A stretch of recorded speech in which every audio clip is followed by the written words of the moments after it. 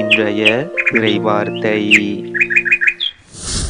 இன்றைய தினத்துக்கு உரிய முதலாம் வாசகம் சபை உரையாளர் நூலில் இருந்து. வீண், முற்றிலும் வீண் என்கிறார் சபை உரையாளர். வீண், முற்றிலும் வீண், எல்லாமே வீண். ஏனெனில் ஞானத்தோடும் அறிவாற்றலோடும் திறமையோடும் ஒருவர் உழைக்கிறார். உழைத்து சேர்த்த சொத்தை அதற்காக உழைக்காதவருக்கு விட்டு செல்கிறார். அவரது உழைப்பும் வீணே. இது பெரிய அநீதி. உலகில் அவர் செய்த எல்லா முயற்சிக்காகவும் வகுத்த செயல் திட்டங்களுக்காகவும் அவருக்கு கிடைக்கும் பயன் என்ன? வாழ்நாளெல்லாம் அவருக்கு துன்பம், வேலையில் தொந்தரவு, இரவிலும் அவரது மனதிற்கு அமைதியில்லை. எல்லாம் வீணே. இது ஆண்டவர் வழங்கும் அருள்வாக்கு. இறைவா உமக்கு நன்றி. இன்றைய தினத்துக்கு உரிய இரண்டாம் வாசகம். திருத்தூதர் பவுல் கொலோசியருக்கு எழுதிய திருமுகத்தில் இருந்து. சகோதரர் சகோதரிகளே, நீங்கள் கிறிஸ்துவோடு உயிர் பெற்று எழுந்தவர்களானால் மேலுலகு சார்ந்தவற்றை நாடுங்கள். அங்கு கிறிஸ்து கடவுளின் வலப்பக்கத்தில் அமர்ந்திருக்கிறார். இவ்வுலகு சார்ந்தவை பற்றி அல்ல, மேலுலகு சார்ந்தவை பற்றியே எண்ணுங்கள். ஏனெனில் நீங்கள் கிறிஸ்துவோடு இறந்து விட்டீர்கள். உங்கள் வாழ்வு அவரோடு இணைந்து கடவுளிடம் மறைந்து இருக்கிறது. கிறிஸ்துவே உங்களுக்கு வாழ்வு அளிப்பவர். அவர் தோன்றும் பொழுது நீங்களும் அவரோடு மாட்சி பொருந்தியவராய் தோன்றுவீர்கள். ஆகவே உலகு போக்கிலான உங்கள் இயல்புக்குரிய பரத்தமை, ஒழுக்கக்கேடு, கட்டுக்கடங்காத பாலுணர்வு, தீய நாட்டம், சிலை வழிபாடான பேராசை ஆகியவற்றை ஒழித்து விடுங்கள். ஒருவரோடு ஒருவர் பொய் பேசாதீர்கள். ஏனெனில் நீங்கள் பழைய மனித இயல்பையும் அதற்குரிய செயல்களையும் களைந்துவிட்டு புதிய மனித இயல்பை அணிந்திருக்கிறீர்கள். அவ்வியல்பு தன்னை உண்டாக்கினவரின் சாயலுக்கு ஏற்ப புதுப்பிக்கப்படுகிறது. இவ்வாறு நீங்கள் கடவுளை முழுமையாய் அறிய முடியும்.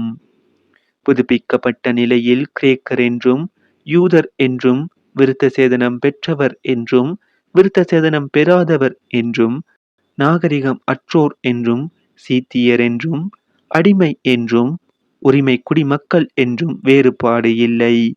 கிறிஸ்துவே அனைவருள்ளும் அனைத்துமாய் இருப்பார். இது ஆண்டவர் வழங்கும் அருள்வாக்கு. இறைவா உமக்கு நன்றி. இன்றைய தினத்துக்கு உரிய நற்செய்தி வாசகம். லூக்கா எழுதிய தூய நற்செய்தியில் இருந்து. அக்காலத்தில் கூட்டத்தில் இருந்த ஒருவர் இயேசுவிடம், போதகரே, சொத்தை என்னோடு பங்கிட்டுக் கொள்ளுமாறு என் சகோதரருக்கு சொல்லும் என்றார். அவர் அந்த ஆளை நோக்கி, என்னை உங்களுக்கு நடுவராகவோ பாகம் பிரிப்பவராகவோ அமர்த்தியவர் யார் என்று கேட்டார். பின்பு அவர் அவர்களை நோக்கி, இவ்வகை பேராசைக்கும் இடங்கொடாதவாறு எச்சரிக்கையாயிருங்கள். மிகுதியான உடைமைகளை கொண்டிருப்பதால் ஒருவருக்கு வாழ்வு வந்துவிடாது என்றார். அவர்களுக்கு அவர் ஓர் உவமையை சொன்னார். செல்வனாயிருந்த ஒருவனுடைய நிலம் நன்றாய் விளைந்தது. அவன், நான் என்ன செய்வேன்? என் விளைபொருள்களை சேர்த்து வைக்க இடமில்லையே என்று எண்ணினான். ஒன்று செய்வேன், என் களஞ்சியங்களை இழுத்து இன்னும் பெரிதாக கட்டுவேன். அங்கு என் தானியத்தையும் பொருள்களையும் சேர்த்து வைப்பேன்.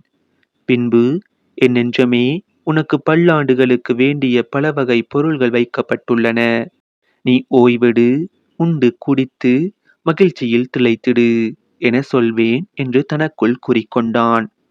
ஆனால் கடவுள் அவனிடம், அறிவிலியே, இன்றிரவே உன் உயிர் உன்னை விட்டு பிரிந்துவிடும். அப்பொழுது நீ சேர்த்து வைத்தவை யாருடையவையாகும் என்று கேட்டார். கடவுள் முன்னிலையில் செல்வம் இல்லாதவராய் தமக்காகவே செல்வம் சேர்ப்பவர் இத்தகையோரே. இது நம் கிறிஸ்து இயேசு வழங்கும் வாழ்வு தரும் நற்செய்தி. கிறிஸ்துவே உமக்கு புகழ். இன்றைய தினத்துக்கு உரிய சிந்தனை துளிகள். பேராசைக்கு இடங்கொடாதீர். பணத்தின் மீது, பொருள்களின் மீது, பதவியின் மீது, புகழ் மீது, என பேராசைகள் பல வகைப்படுகின்றன. பேராசை 7 தலையான பாவங்களுள் ஒன்று என நம்மை எச்சரிக்கிறது திரு அவை.